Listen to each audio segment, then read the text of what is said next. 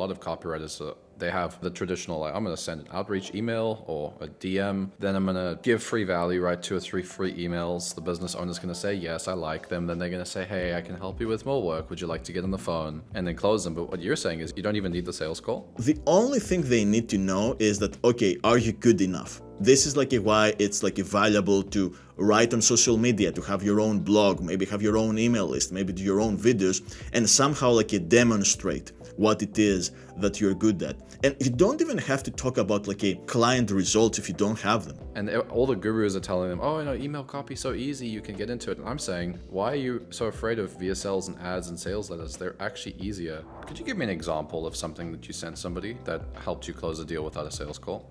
Stefan Georgi, Mario Castelli, and Luke Mills, they hired me to write some VSLs for their agency when they were just starting it. And we never hopped on a sales call. What happened is... All right, finally I get to have this interview with you. I've actually been waiting quite a while for this because, when we started working together, Fotis, I was quite surprised with how much experience you had with emails and like all the swipe that you were sharing with me and everything. So it's really cool that now we get to chat and I get to ask you a couple of good questions about email and copywriting and how you even found email copywriting and copywriting in general. Mm-hmm. Yeah, thanks, Matthew. It's a great honor for you to be here talking to me. How I found it, I think I've shared this story in the past, but unlike most people in the space, I didn't actually start Googling how to make money online at one point in my life.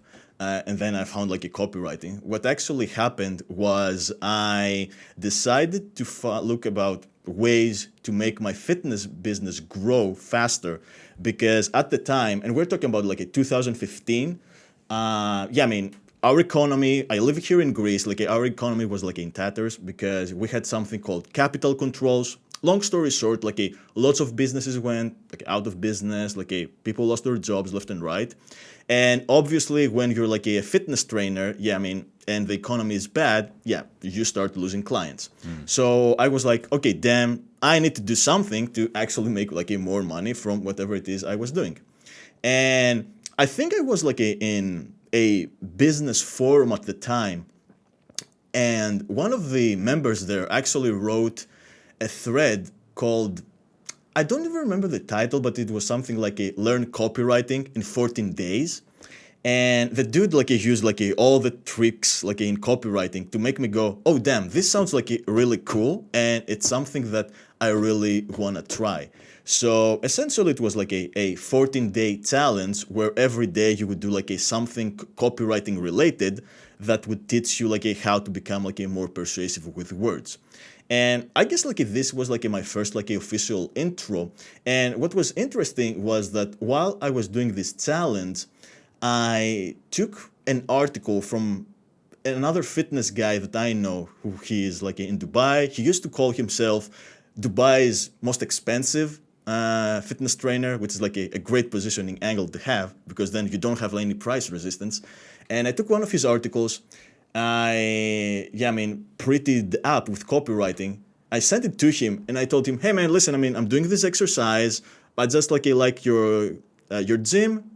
Here's the article. Yeah, if you want to use it, that's cool. And I didn't try to pitch him or anything. And he gets back to me after 5 minutes and he was like, holy cow, this is amazing. Would you like to do this for me paid? And then I was like, wait, I can get paid doing this? And that was a very interesting experience for me back then, because not only was I using copywriting to make more sales for my fitness business, but I actually was wait, I can actually make extra money on the side with this. So this was my intro to copywriting, and it's been a blast ever since then. It's very interesting because I think a lot of people haven't come from that side of the world where they had a business first and they saw how copywriting directly affected their bottom line sales. A lot of the time it's, I want to make money online. And then they got to, you got to explain how business owners value and why they value writing. Whereas you actually, you write copy and boom, sales came into your own business. Exactly. Yeah, it was pretty cool. And I think this is one, I mean, just like a knowing and having like a my own business, it wasn't like a wildly successful one. I was making like a good money, since I live in Greece. But I mean, it really helped me like a moving forward. And when I finally like made the transition 7 years later to become like a full-time like a copywriter slash marketer slash whatever you want to call it, I actually always approach any type of engagement either with a lead, a prospect, or a client with, I'm also a business partner for you. So okay, you're gonna hire me, let's say, to write emails, but I would of course do a lot of research in their business. I mean, I would go through their courses, I mean, anything, their interviews, all their material. And I would always have ideas.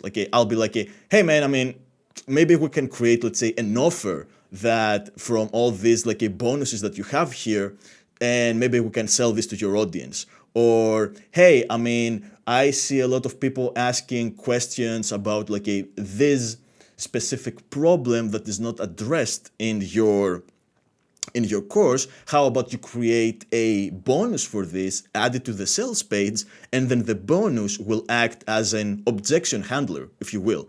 Because people would be okay, I'm gonna get this bonus that solves this problem I have. So yeah, and this may be move the sale much easier. So yeah, it was very interesting. And I'm guessing I'm lucky that I had this experience, because I think I can resonate more with business owners than if I was I only had a 9 to 5, and now I'm oh, give me a gig, Mr. Business Owner. Right.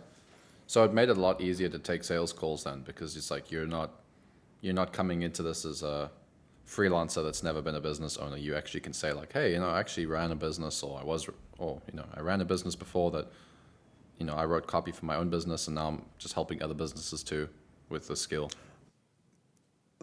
Funnily enough, I don't think that I've ever gotten into that many sales calls, because I don't know, I don't like going into a sales call, because for me, if you are going to a sales call, you have to do a lot of selling. You have to prove yourself on the spot that you're the right person for the job. And what I preferred doing is that even if it would be a cold email or whatever, so it's a cold form of outreach, I would try to lead with enough value that would also position me in a way that shows that, okay, I'm not only doing stuff free for you, so let's say a free sample, but I would also provide some insights. And I mean, perhaps we can talk about the first client I got in 2022 when I made the full-time transition to copywriting was Ning Lee. Now, some people might know Ning, some might not, but at the time he was a very well-known copy chief who works now at PaleoHacks, an 8 or 9 figure a direct response company. And he was a great copywriter, great guy, and yeah, I mean, he hired me to write his emails. And what happened is that I reached out to Ning, and I didn't say, hey, I mean, can you hire me? I mean, I replied to an email he had sent to his list where he did a full copy breakdown of one of his sales letters. And I pointed out something about how he presented, let's say, a study, giving him an alternative and explaining hey, this is perhaps a better way to position this statistic, because yeah, it's going to handle some objections in people's heads. And Nick was yeah, that's a pretty good point. So he could instantly see that, okay, you know what, this guy is not random, he knows what he's talking about.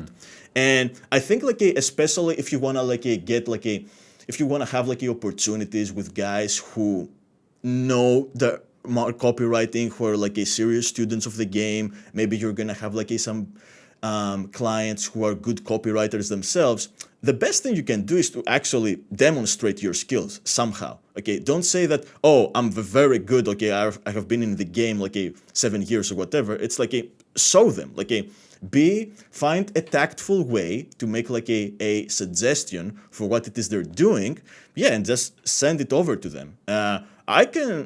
Yeah, I mean, I promise you that a lot of guys, and people, yeah, they will appreciate it, and they will be okay, I mean, that's a great point. I mean, that's not, and it's refreshing to not have a pitch instead, So, okay, I think I'm getting it. So the way you do value, the way you help them up front, is so good and so effective that you don't really end up even being on a sales call. They just want to work with you from there, right? Yeah. Well, that's very Yeah. different to how most people do it these days, because a lot of copywriters, they have, the traditional, like, I'm going to send an outreach email or a DM, then I'm going to give free value, right? 2 or 3 free emails. The business owner's going to say, yes, I like them. Then they're going to say, hey, I can help you with more work. Would you like to get on the phone?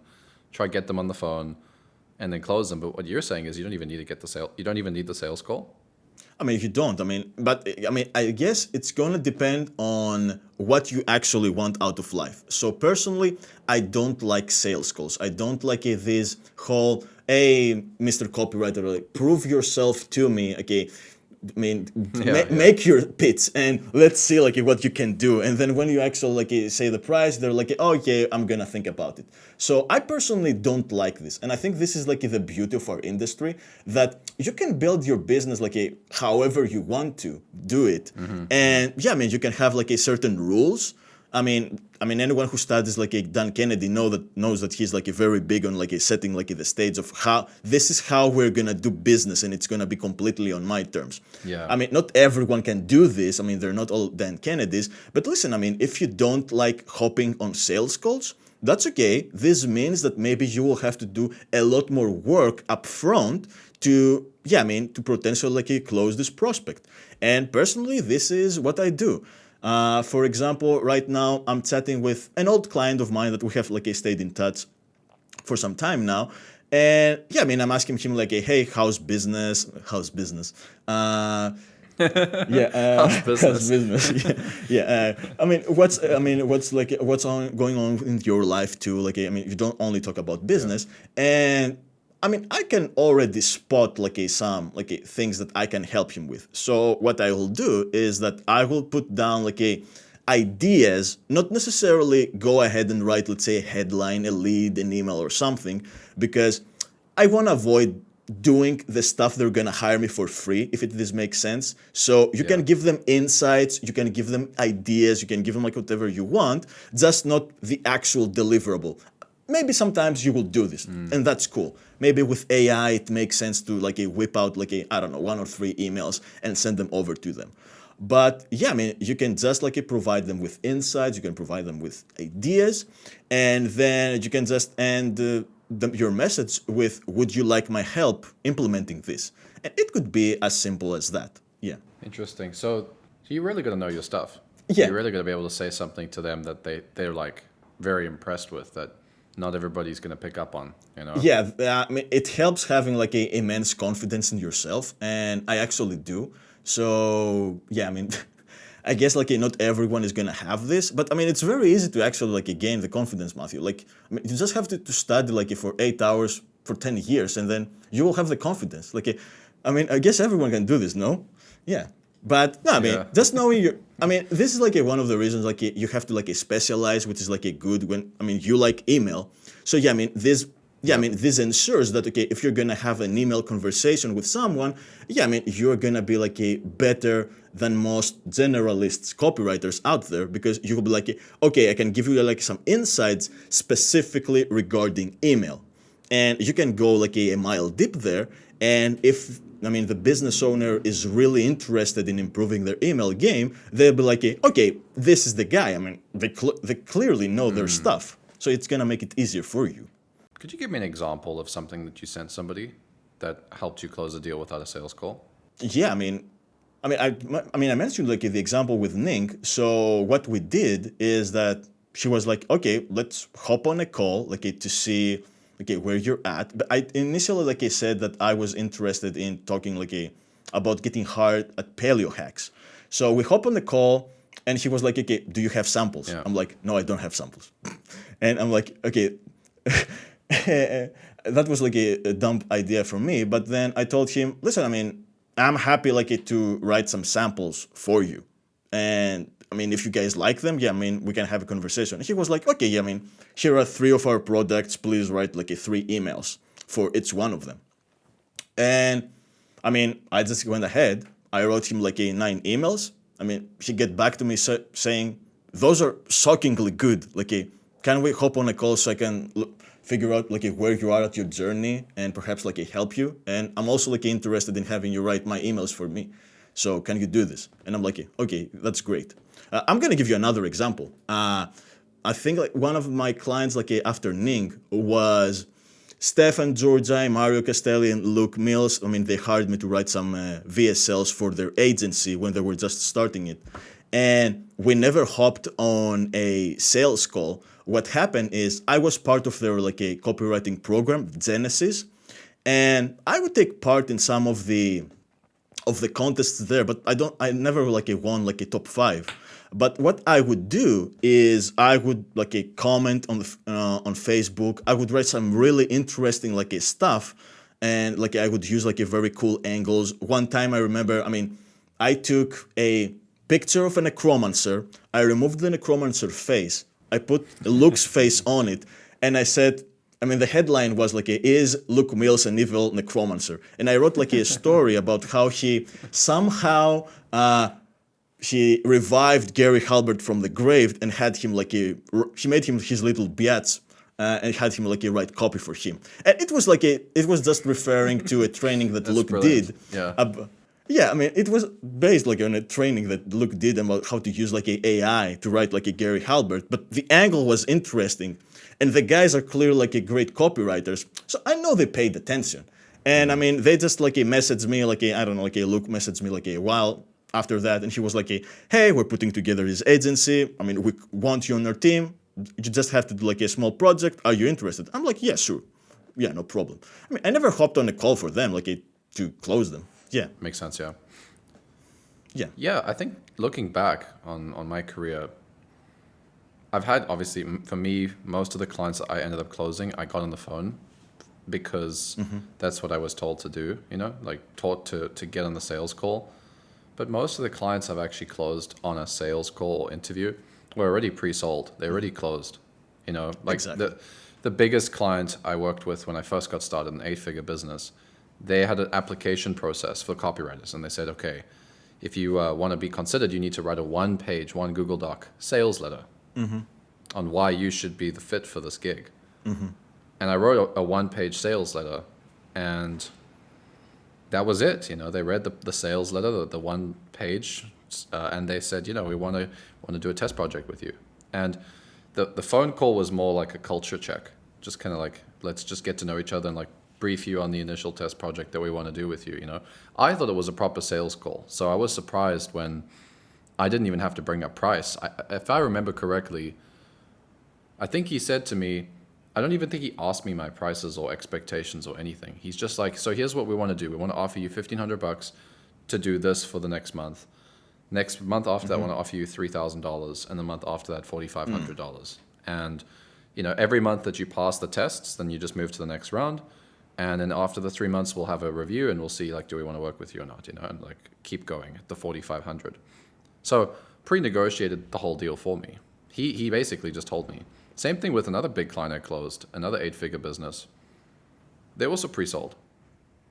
When I was chatting with them over email, they said, you know, love it, love what you're working on, love what you do.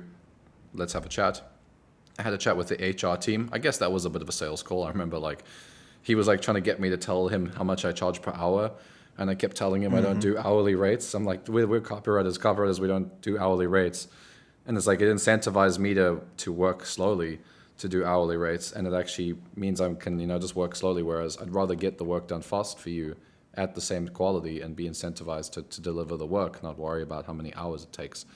And so that was a bit of a sales call. But then I got a call with the business owner himself, the 9-figure business owner, CEO.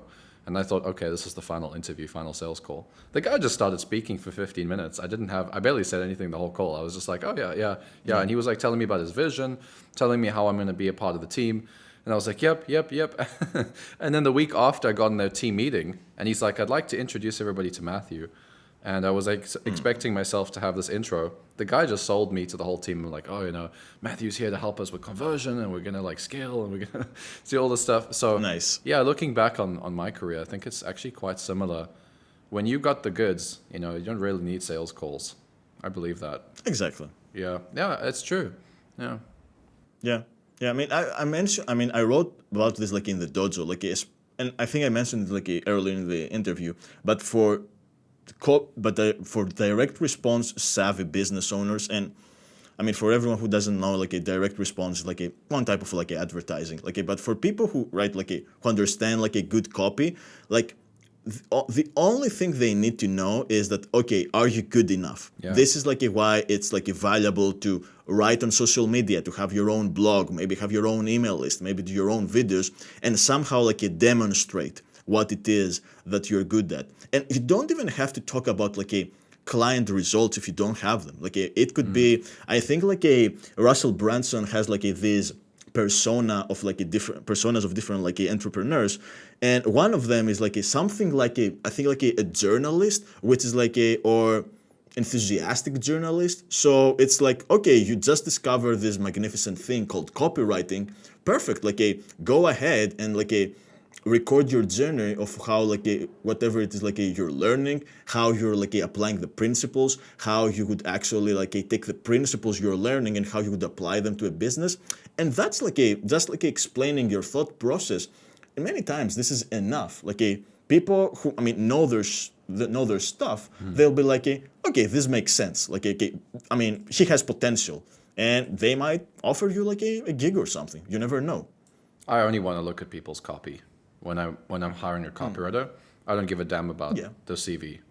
I know some business owners these days they're hiring based on certain criteria and stuff, but whenever I've hired copywriters, I just go ahead.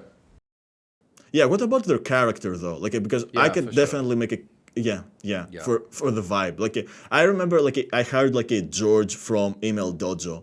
Cheers to our Russian comrade.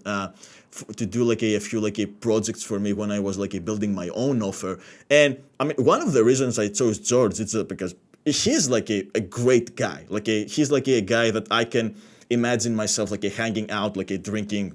He could drink beers. I'm gonna drink my tea. But yeah, I can definitely see him being a cool guy. And I think this makes it easier for someone to hire you. This is why it's also important to post on social media, and so that you know what, you are a cheerful guy, or gal, people like hanging around with you. And I think this is gonna make you convert better. In fact, Matthew, I think in 2023 I decided to go hard on Facebook. So I would write daily, I would post, I would make comments every single day for 6 months.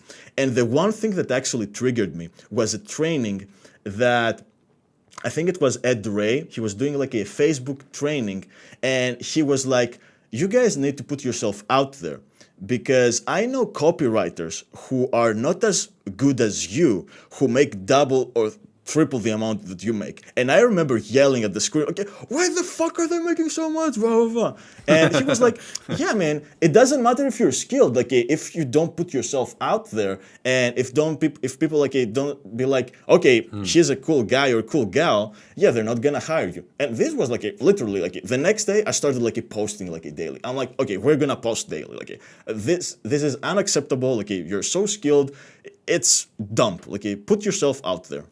Yeah, because no one knows you exist until you get out there. You could be the best in the world. If no one knows you exist, then it doesn't matter. But that's the thing is when people know that you exist and they see that you're a really, really good writer, then it's all solved. It's all done. When I see good writing, and I know the person behind the writing is a cool person and they got a good attitude, that's it. I don't really care how many years they've been in the game. I want to work with them, because there's something that you can just tell when you look at good copy. You just know this is a good writer. For me, at least, when I look at copy, I can tell they get it or they don't get it. Exactly. There's this. I don't know what it is. Maybe it's an X factor or something. It's when I read certain copy, maybe it's because the copy I actually keep reading. I find myself reading all the way. I'm okay, this guy can. You're getting sold. Yeah. Yeah, and there was a copywriter that used to not be like this. So I used to think maybe it's just a thing. You either have it or you don't with writing. But Johnny, the copywriter, that in the dojo, the young guy, he didn't have it when I first started working with him. I remember I'd read his copy and it was it was just pieces and pieces just kind of stitched together that seems like copy, but it wasn't really flowing or interesting. And then he just kept practicing and practicing. And then I remember there was like one call we were on together, and he sent me a piece of copy, and I was reading the whole way down, and I almost forgot I was supposed to be reviewing it because it was just it was entertaining, and I was like, okay, you got it, you get it now. So You got it. what would you say is the number one way to make that transition as a writer when you're struggling to convert and you're struggling to get that captivating writing out on paper and be that and like actually get to the point where your writing sucks people in? I mean, listen, I think like people like nowadays just they don't work hard. Like it could be something as simple as that. Like personally, I have handwritten. There's this exercise in copywriting where they tell you to handwrite like some sales letters. I have handwritten like hundreds of sales letters. I mean, I remember handwriting like a Carlton's amazing golfer ad for 4 hours in a day. Okay. I would go and go and go because first of all, like English is not my first language. So for me, it seemed like a good way to practice and make sure, I mean, practice doesn't make perfect, perfect practice makes perfect. So it was an easy way for me to actually like do good practice by handwriting like a proven writing. So I would do it a lot. And remember, I mean, I also had like my own business. So let's say, for example, when I learned about the power of email marketing, I started sending a daily email to my list. And yeah, I mean, this became like a daily ritual that I did for, I think like 3-4 years straight, and sometimes like a double emails in a day. So that might not seem like a lot. So I mean, an email like it shouldn't take you more than 7 seconds if you're good. No, I'm kidding. It shouldn't take you that much. Yeah, it shouldn't. It shouldn't take you like if you a can't lot. write emails in 2 minutes, you're not gonna make it. You know, that's the reality. Yeah, sure. Yeah, sure. Yeah, if you can't write a full autoresponder in 1 second, yeah, whatever. But no, I mean, first it's gonna take you, let's say, an hour to write a 200-word email, and it's gonna suck. Okay, but if you stick to what it is you're doing, like eventually it will take you like 30-20 minutes, like maybe like 5 minutes.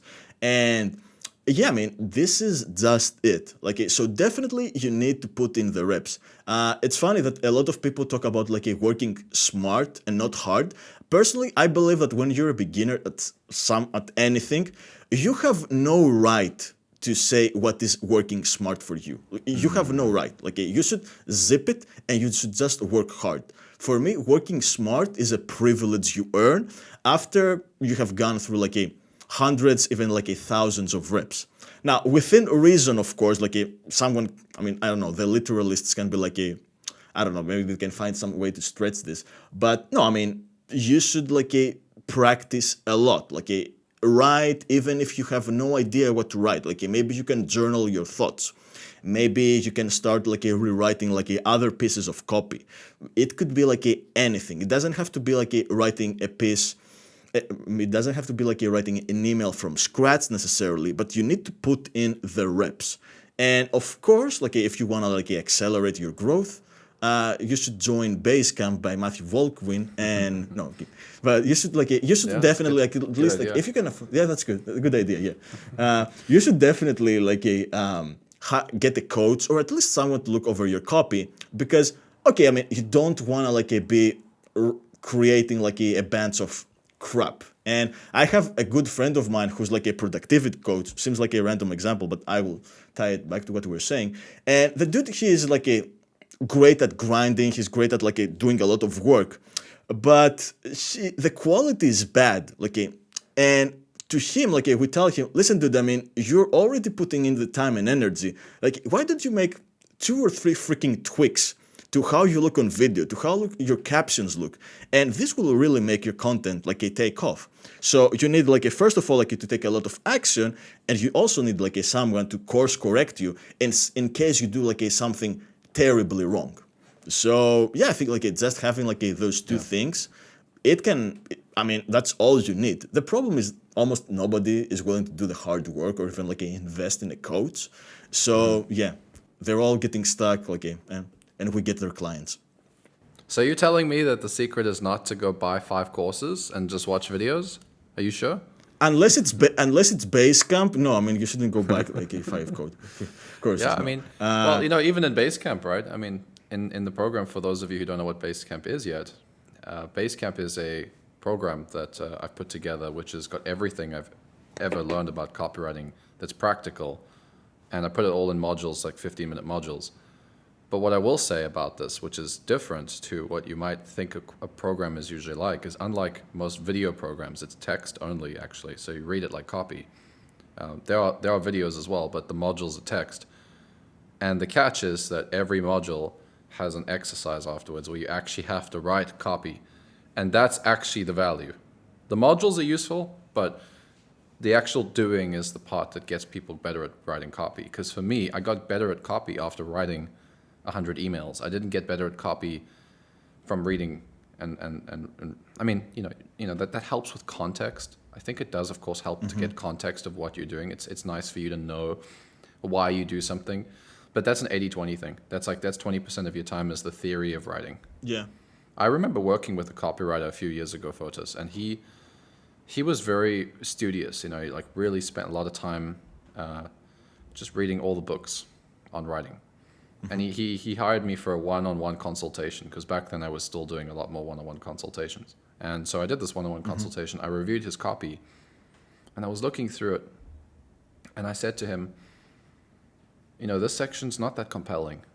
And he jumped in, and he says, yeah, I wrote this section based on this one strategy I learned in this book from an old direct response copywriter. I think it was John Carlton or something. But he's like, I learned this tactic from John. And then I reviewed the next section. I'm like, yeah, this section's not that smooth. And he's like, actually, no, I used this strategy from so-and-so.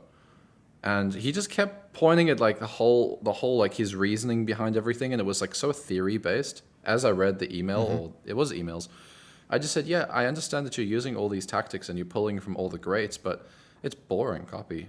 It's not flowing. It's not captivating. There's a difference between understanding the theory of something and then implementing it. And even if this is not the right place to use, I mean, in this email specifically, I remember the bullets were very long bullets. Yeah, that's a problem. And I was like, why are you writing these long bullets here? We're talking very short email. And I said to him, man, these are not good emails. It's not going to convert. You're going to have to work on this. And he started working on it, but I think he lost a client that same week, because really, client just I remember he lost it. Was either the same week or the week after. Someone in the dojo told me I just closed this client, and then he sent me a message on Facebook oh no, I just lost this client, and I was like, oh no, it was too late. The feedback was too late. He's doing well now. I think he's doing a really good job, and he's a fantastic writer and a cool person. Yeah. But he definitely needed to learn that the theory of stuff and watching videos and applying stuff from books is only going to take you to the point of understanding why you do something. But the actual skill is very different too. The theory of it. It's like reading a book on how to swim versus just swimming. And you can you kick to stay afloat. Just jump in the pool. Yeah. Just jump in the pool. Yeah. I hope you don't drown. Yeah. Yeah, basically. Exactly. Yeah. It's funny that you mentioned this, but I think this guy also made another big mistake, and it's trying to learn from too many people at once. Okay, so for me, I mean, some people might know a Ryan Levesque. He's a well-known in the internet marketing space, but he's the first guy ever who actually he had an ad where the ad was so impactful to me in my way of thinking. And this ad essentially said that, listen, I became very successful in my life because I picked one mentor for whatever I wanted to do. And I just focused on just whatever this mentor was telling me. And I think this is amazing advice. So let's say you want to learn a email. Okay, pick one guy. Okay, I mean, let's say pick just Matthew. Don't try to consume content from all the other random people. They might have a great point to teach you something, but especially if you're a beginner, it's better to go an inch wide and a mile deep, into whatever it is you're learning, and this will really make you much better. One of my first mentors in marketing and copywriting was Ben Settle, and he has a lot of stories around that where he was oh, I used to be so broke where the only book I could afford was this old school sales letter. Ultimate Sales Letter book from Dan Kennedy. And he was because I was so broke, what I did is I read the book 10 times. And this actually gave me a lot of depth. So very fast, I mean, he would have people who were in the copywriting game, let's say 2 or 3 years more than him, go to Ben for critiques and reviews because he had this depth, okay? And this is like a very important, it's better to go through like it's a 10 copywriting courses or books like a 10 times instead of like 100 of them and go through them just once. Oh. Okay, so this is like a very important. Also, it's also very important to understand that context matters. So for example, if someone is studying Carlton, Halbert, Kennedy, Abraham, that's great. However, realize that those guys, they're not email people. Okay, so you will be much better served if you actually get some type of training from people who are doing email. Okay, right. If you want to learn how to write great landing pages, even if your favorite email guru has a landing page book or course, whatever, maybe they're not the right person. Go and find someone who crushes it writing landing pages. So I think those are great ways to actually save a lot of time and money and actually learn the game. Just picking one person and making sure that they are good at whatever it is you want to learn. That's fantastic advice. Thank you. Because for me, even when I get a copy coach, I don't want two at the same time. Because of that exact thing. Because everybody has their own perspective or idea of what the work should look like, right? So it's like my style with writing is very, very straight to the point, clean, concise. That's how I typically write copy. That's my style. It bleeds into all my client work. Even though I still manage to keep their voice, I can still recognize my voice blended into their voice when I was their writer versus when somebody else is writing. You can there's a little signature, fingerprint. So my writing is always like that.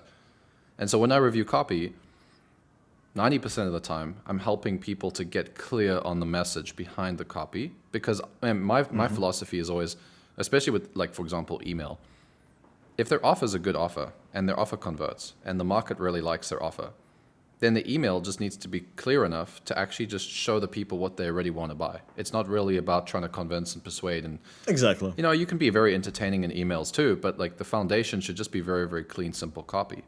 That's my favorite thing to focus on, right?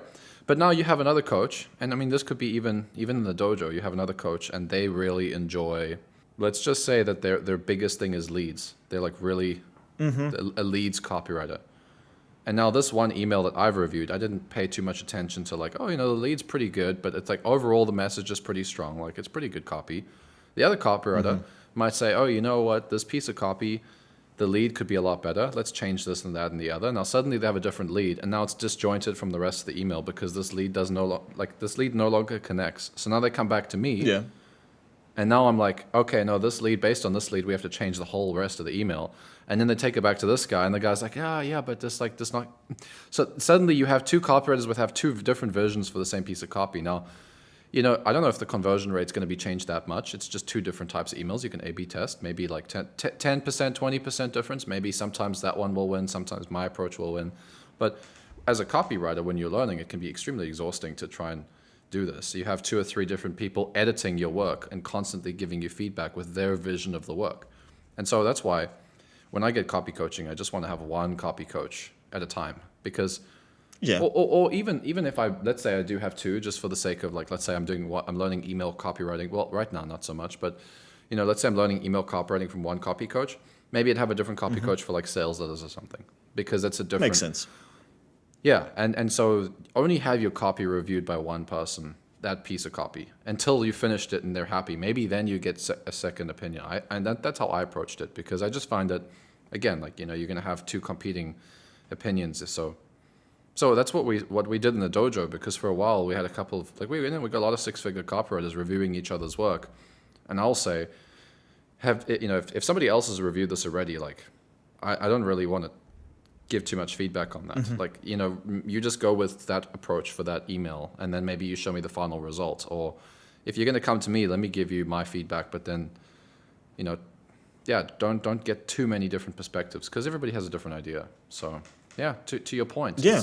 It's very distracting when you have lots of different voices. And I think people don't realize how many ways you can be successful, especially when you're in a space like marketing. Marketing at first, I think a lot of people approach it as this is a science. This is how it is. Yeah. Whereas there's a lot of different ways to do the same thing. I mean, my creative director and I were debating about this with thumbnails. It's like a perfect example for YouTube. It's like I could show you 100 people that do thumbnails this way, and then 100 other people that do thumbnails this way, and they're like opposites, and they're like the exact opposite approach, and then both of them have like really, really high conversions, or they have like a lot of views on the channel. So is this way right, or is this way right? Which approach is right? And you can do this with email too. It's like this email style's right, this email style's right. So marketing's not a science. A lot of the time it's just an approach, right? Yeah, it is. But I think like the big problem is like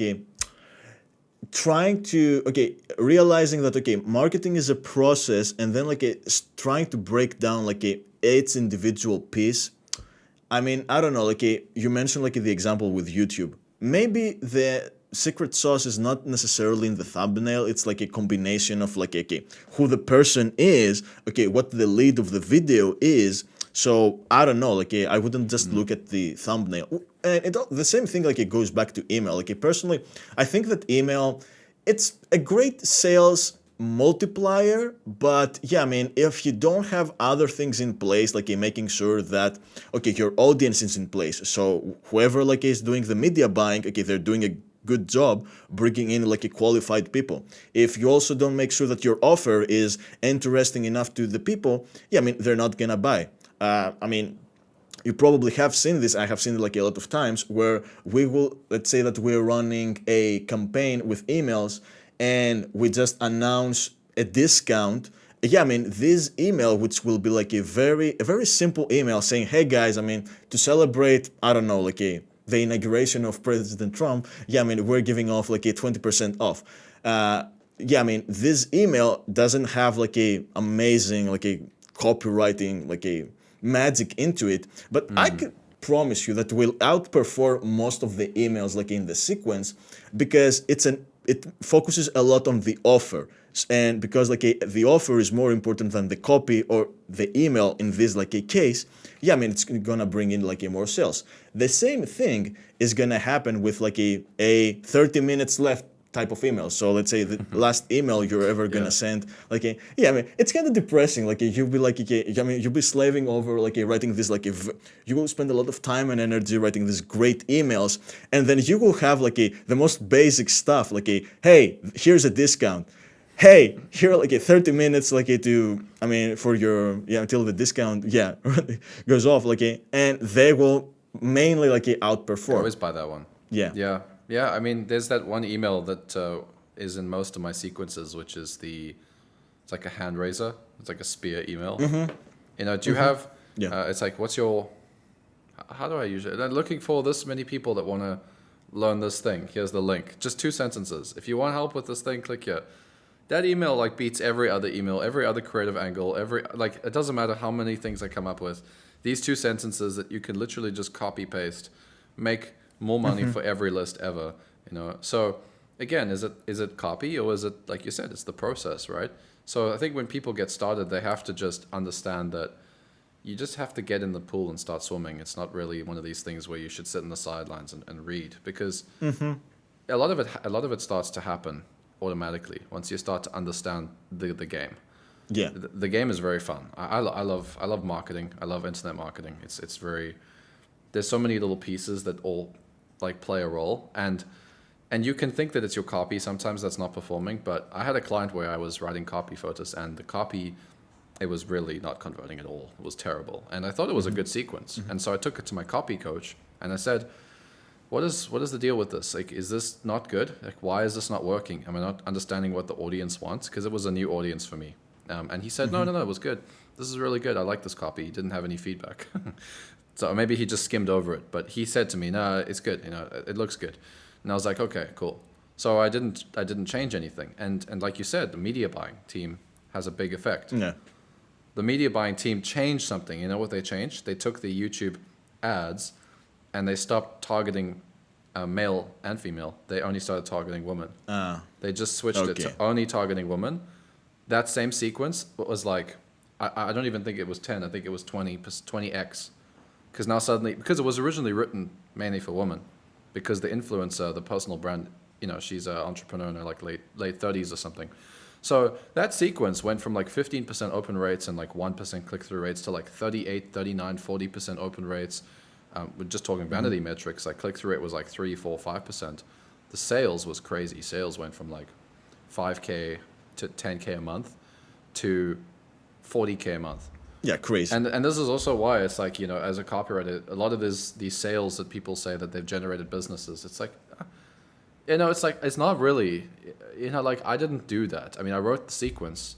That same sequence was making 10K a month. Now it's same sequence making 50K a month just because we got better leads. So. Yeah, exactly. Yeah. No, I mean, we see this like I have seen this like a lot like throughout like the years that, okay, I mean, people like always like the old school guys, and I think this is like one of the main reasons to actually study the old school guys is because they really knew where to pay attention. So the old school guys, like the guys like who were writing like sales letters and they were sending them through the mail, they had like newspaper ads. They were like, okay, there are three things that are gonna like define the success. Okay, it's like the audience, which is like 40%, the offer, which is like another 40%, and then the copy, which is like 20%. Okay, so I think this is almost the same like even today. The audience is probably the most important one, so we can give it like a 41% and the offer a 39%. But yeah, I mean, you have to understand that, okay, when I was getting started with copywriting, there were some people who were saying, oh, if you learn copy, you will learn how to sell sand on the beach or ice to Eskimos. That's bullshit. Like, you cannot sell people something they don't want. I mean, it doesn't work this way, guys. The best hope you have like as a copywriter is to find like a business that they know their numbers, they have like some acquisition channels, they are willing to test stuff. They have like an offer that converts, and then they are looking for a copywriter to bring like some new creative ideas, perhaps to do some of the tasks that maybe the marketing director was doing, like a copywriting, or the CEO or whatever. So yeah, I mean, you can make businesses a lot of money, but yeah, I mean, to put it I don't know how to put it gently, you're insignificant if the other things aren't in place. You cannot build a business that has attracted a bunch of freebie seekers, or you cannot sell, let's say, an expensive offer to people who are not interested in buying a set offer. So you can do certain things with your words and writing scripts and everything, but you have a lot of limits. Yeah, and you shouldn't get depressed if you ever work in a business like that. You should just realize that, okay, I probably need better clients, and it can be as simple as that. How do you make that transition then from having bad clients that doesn't matter how good you write copy that doesn't convert to getting good clients? What's the first step? I mean, I don't think I ever had this issue, because the good thing is that I work with a few clients, because I prefer again going deep into one client's business. So I don't only help them with, let's say, emails. I'm gonna help them with sales pages. I'm gonna help them with even random suggestions about, hey, we can put together this offer, or maybe whatever. So I probably never had this issue, but yeah, I mean, one thing you can do is, first of all, find businesses that are running ads. For me, this is a sign of a healthy business, because they have enough money to invest in ads. So, I mean, they're trying to grow. Maybe look at businesses that you can see are using good copywriting when they're selling their offers and their services. So this is also very important. Maybe you have started working with some businesses that do SEO to get leads and customers, and their landing pages or their product pages are very bland. So yeah, I mean, those are not good signs of a business. But someone who is spending money on ads, either that's a TikTok, Facebook, YouTube, Instagram, OnlyFans, whatever, and who also have good offers, and they try to present the offer in an enticing way, I think those are good clients. And the important thing is that those clients will most likely already have copywriters.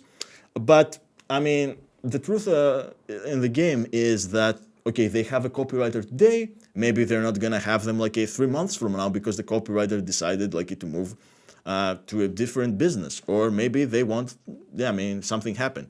So that's why it's important to at least like start building like relationships with business owners, with people who work at different companies, because you never know who is hiring. And this will be a great way for you to get your foot into the door with this type of businesses. And I think it's one of the main things like you teach like in the dojo too, Matthew. Yeah. All goes back to the skill. It's just always going back to the skill. These days, everybody's so focused on the client acquisition secrets and strategies, and it's funny how that is the number one hook or the number one headline that newer copywriters, they gravitate towards this idea of closing clients and making money. And I never actually spent more than 5% of my time learning client getting as a copywriter. That's great. I think it was probably about that much, honestly. Looking back, now that I've been coaching for so long, I see so much data on all the different copywriters and how they get clients. So like through osmosis, I know all the main acquisition approaches, to get the clients. But when I was just doing copy by myself with just copy, just freelancing, no other copywriters. I just was in my own world. I never spent any time on client getting, really. I just focused on, I was just so obsessed with being a good writer. And I still think that's the number one advantage that you have over other writers if you're, wanting to win. Because especially with the direct response businesses, it's like if they see your copy and it's good, that's it, you win, And of course you have an interesting personality, or you have a good attitude. You win. That's it. It's like the outreach changes. The way you write the outreach, the way you write emails, the way you write DMs, the way you do a video DM or whatever client getting approach you're going to use, everything. Your copy amplifies it so much better if you're a good writer. Your samples are better. Everything. It's just so much easier. Oh yeah, definitely. I'm gonna give you like an example. Last week, I have one main client right now. And last week they let 3 copywriters go, and there were 2 of them. They have been in the company for way longer than I have, but and I guess depending on who you ask, they got different excuses as to why they let them go. Stuff from, we're trying to move everything in house, to your copy we don't need that much copy, but they kept me. And the fact is that on top of having hired me personally for emails, I'm doing a pretty good job with emails, obviously. But I've also provided all the different departments with so many opportunities of growth that I'm feeling like I have a moat. For example, the social media manager, she always is gonna take some of my emails and gonna turn them into social media posts that a lot of them have become viral. So we're talking from going from 10 likes to 500 likes. This is huge, just out of one idea. Yeah, that's very big. They have taken some of the emails I've written, turned them into leads for our VSLs, and they were winners for a few weeks. I have written them a VSL where the body has remained the winner for 6 months now. I recently also wrote a landing page that beat our ROAS for our previous landing page. The control was 1 ROAS. So they put $1 back, they get $1. They put $1 in, they get $1 back. But then the ROAS with my new version was a 3.5 ROAS. So huge, a very huge difference. And this skill, has created a moat for me. So unless I don't know, if they decide that, we have someone who can do emails, who can that are so good that they can also be recycled for social media. This person can also write VSLs and landing pages. Maybe they will decide they're gonna let me go. But being a very good and constantly coming up with ways to provide more value to the business, which is another thing that I do very actively myself, and my manager has pointed out to me. This is helping me. This has helped me tremendously. And if I ever decided to go a full-time freelancer again, yeah, I'm sure that within like a 1 or 2 months, I would have clients paying for my bills, supporting me because yeah, it's like a process. It's like how can I give as much value as possible without necessarily working for free. Okay, so yeah, I think I don't even remember why I started saying this, but yeah, those are my thoughts. Well, yeah, it's about having that skill and not just thinking that copywriting is just one small little thing. It's the entire it's marketing, really. I feel copywriting is not the right word. Copywriting isn't really the right word for what we do. You have advertising, you have marketing, you have sales. These are three different types of writing. Advertising is to get their attention, marketing is to create education and convert people, sales is to actually close the deal and get them to pay, So Yeah. if you have all three of those skills, most copywriters today don't have those three skills. Most copywriters today can write content. So content, it's like they're so dependent on, they need all the leads to come in for them first. And they need a sales team to actually get the sale. Their words just sort of exist in the prospect's mind for a few minutes and then they move on. And sometimes they click the link somewhere else in the funnel or something. Because I see a lot of copywriters these days. They can't write VSLs. They can't write ads. They can't create assets that, let's say, the sales team can use, like a presentation slide deck, for example. I used to write those quite a bit for some B2B clients. What else? Like website copy, even just viral stuff, which I think is relatively quite straightforward as well. They only can write, let's say, emails. And the craziest thing is, I think I would say email's actually the hardest type of writing. And I'll tell you why I think that. Because email's a conversation with a lead that already knows who you are, usually. So you're having an ongoing conversation with them where you have to constantly come up with new stuff. Whereas with ads, if you were to write ads for a funnel, you can pull the top 10 big hooks from the sales page and you can make those the ads. The ads are very formulaic in that sense. You can write a lot of ads in a very straightforward way. Same with a lot of sales letters and sales pages. It's very process based. You can just take all the information that you study the audience and you study the market. You're like, okay, here's what the offer's done. Here's why the offer's unique. Here's what the biggest problem that they have is. Here's what they've tried before. You can craft it's pretty straightforward. Whereas with email, on an ongoing basis, you got to just keep coming up with ideas. You got to come up with like 365 unique ways to talk to the audience. I mean, you can recycle for sure, but so anyway, the point I'm making is a lot of people think that email is the easiest copy, and all the gurus are telling them, oh, email copy so easy, you can get into it. And I'm saying, why are you so afraid of VSLs and ads and sales letters? They're actually easier if you know the process. Yeah, exactly.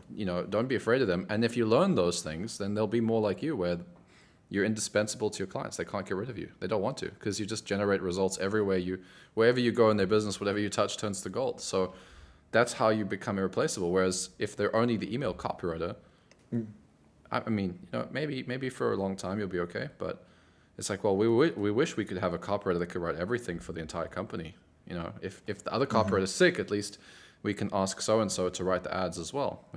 Yeah, no, makes sense. And I think one point that people should pay attention to is that you don't necessarily need to be 100% skilled at a different set of writing skills. So for example, let's say you do email. Okay, you can probably find a way to connect emails to, I don't know, let's say ads. So you don't have to actually wait for the business owner to get back to you and say, hey, do you want to write some leads? Do you want to write some ads? I mean, I'm always proactive. I'm like, hey, here are 5 ads that I wrote that are based off of our top emails. Let me know if you guys want to test them, if you want the video editors to turn them into ads. Yeah, I mean, you can be a proactive. I think especially a business. I mean, if you think about a business owner who built a business from scratch, I mean, they're go-getters. They learned how to be proactive themselves. So if they actually see you being proactive, yeah, I think that's a extra cookie points to you, because they'll be hey, I mean, they're putting in time and energy for this. I respect the hustle. And you might, who knows, maybe the ads will not convert, but just the process of you being proactive, showing that you're willing to go a step further than just an email guy or gal. And just like getting some data from the ads that you wrote, I think this is like really gonna accelerate. It's gonna accelerate your skills, and it's also gonna like cement your position like with this client, because I promise you that there aren't that many people who actually care about others. And if the business owner shows that, okay, you actually care about the business and you bring in like ideas in front of them, they're gonna really appreciate it. Yeah, they will. They will appreciate when you can do work for them that they didn't necessarily ask you for. I found one of my clients, I started to slow down with the amount of love and attention I gave them because I was busy with other work as well. And I started to not, I just kind of did not the bare minimum, but I just did enough that we were getting the results that they were happy with. And I thought, okay, I'm going to just keep working on my other work. And then he started to ask me for stuff on the meetings. I remember we started to get one meeting a week. He said, actually, Matt, I want to get on a meeting with you once a week. And we come up with more stuff we can do for the business. And I was like, why is this guy bringing me on meetings now? For the last 6 months, I've had no meetings. It's been great. I've been writing the copy, sending invoice, getting paid, writing copy, sending invoice, getting paid. Now I have to talk to him for like 15 to 20 minutes a week. Not that I have a problem talking to him, but what we would talk about were all these new projects. And I didn't want to charge him for those projects because it was like, well, this is related to the work I was already doing for him. It was like, it's specific strategies. I was like, no, I don't like this. I don't like this. I like the old way things were going. What did I do wrong? What am I doing that has created this? And I was like, okay, I realize he doesn't feel like I'm proactive. So he doesn't know whether or not I'm actually growing the email department anymore. That's why he wants to do this, because he feels like it's now again on his shoulders to grow the email department. So he set up a call. So I said, okay, I know what I'm going to do. So I prepared for our next call together. And I came up with 3 or 4 ideas that I wanted to implement for the email department because I was doing a lot of this stuff already. I just wasn't broadcasting it to him. I wasn't telling him what I was up to so much. And I got on the call and I said to him, I've got this idea. We try this week. What do you think? Oh yeah, that's a good idea. Yeah, I like that. Why don't we try that? I also have this idea. And like after 2 calls, literally after 2 calls, he sent me a message, or he said it over the call. I can't remember, but basically like, you think you got it? I think you got a good plan. Just keep me in, just keep me in the loop. Let me know how it goes. Because I kept asking him for stuff, because I was now taking. I was proactive, right? And so that's a big thing. So like to echo your point, right? That business owners, they don't get this very often, and then subconsciously they feel like they have to impose their own systems and team meetings and bring you into their way of doing things. And a lot of copywriters get frustrated. They're like, why am I in so many meetings? Why am I being so micromanaged? Because you're not proactive, because the business owner feels like you're just kind of sitting there waiting for instructions. So they're going to bring you into their systems. And a lot of nightmare clients, I've worked with a lot of nightmare clients, and all of them are dream clients for me. They don't have calls with me. They pay on time. They don't give me a hard time. From previous copywriters, they tell me, oh, don't work with that so-and-so person because they're so strict. They always have people on meetings. They always pay, late or whatever. Never happened to me because I get there. I'm on a few meetings. I tell them like, hey, I'd love to be on these meetings, but like I also really want to write you copy that converts. So like, I'll just listen to the recording, or if you need anything from me, send me a message. Yeah. But my results showed up. My copy was good enough that, so I didn't need meetings. The previous copywriter had 3 meetings a week. I had no meetings for 6 months with this one business. Yeah. So again, it's like, it's not always nightmare clients. It's the skill. And like you said, being proactive and having that good attitude. I think it's always these fundamentals that people overlook, especially when they start to go and watch 100 videos on how to close clients and how to make all this extra secret money, all this how to make magic internet money without doing all the stuff that you actually have to do to make the money. Yeah, I think the solution is to be an offer publisher, because that's the trendy thing now. Yeah, you can forget about copywriting and become an offer publisher. Yeah, if you can't publish an offer in one day, then you're not going to make it. If you can't write an entire funnel and come up with a new product, and if you can't use AI to produce products, go back to your 9 to 5. Just go back to 9 to 5. Yeah, go back to your 9 to 5. Yeah, it's good. Yeah. Fotis, it's been such a pleasure chatting with you, man. How can people get in contact if they want to learn all your secrets? Yeah, they can follow me on Facebook if they want. I don't remember if I have my full name or a shortened version. Yeah, they can find me at Fotis Cads, CHATZ, if they want. Or they can also go to my site, which is calmandprofitable.com, where I'll start being more active there. And I also gonna start YouTube too. But yeah, I mean, I think like those two first ways, like they're the best, ways to get in touch with me in case they want to. Perfect. Yeah, thanks so much for your time. Really appreciated this. This was My pleasure. really insightful and good stuff. Chat with you soon. Take care, man. Thanks a lot.